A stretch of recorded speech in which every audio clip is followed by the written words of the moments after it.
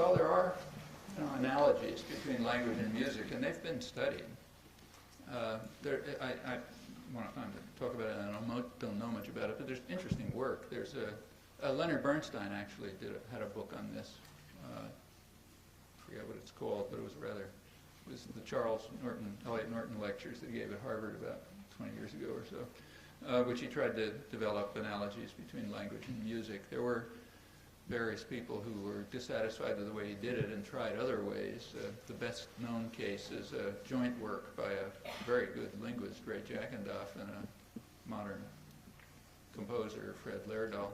Jackendoff's also a near professional musician himself. They did a book, again, forget the title, Lerdahl and Jackendoff, which is on it's actually on tonal music in the Western tradition, and tries to show that it has some characteristics that you also find in language, which is it's interesting. And there could even be a common origin. In fact, the same could be true about mathematics.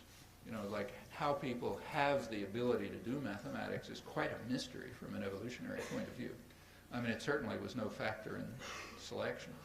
Like, in hunter-gatherer societies, you didn't have more children if you could prove theorems about prime numbers or something like that.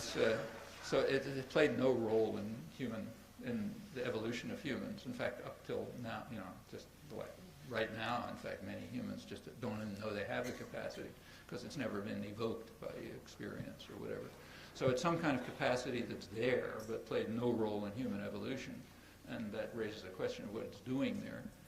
And one speculation that's been around is it's some kind of abstraction from the language faculty, that it takes some of the properties of the language faculty, throws out a lot of others, and then you get arithmetic, let's say, which is not so crazy. As I mentioned, this property of discrete infinity is realized very sharply in arithmetic, and it's true of natural language, and you could conceive of the idea that maybe it's just there because you throw away the rest of the language faculty and you keep this.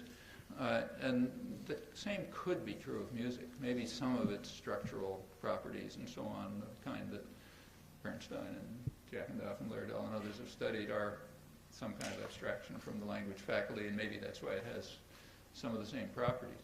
Or maybe they have some common origin, or maybe they just develop totally separately and we don't know why. It's certainly something one can look at and people have looked at, but it's pretty obscure.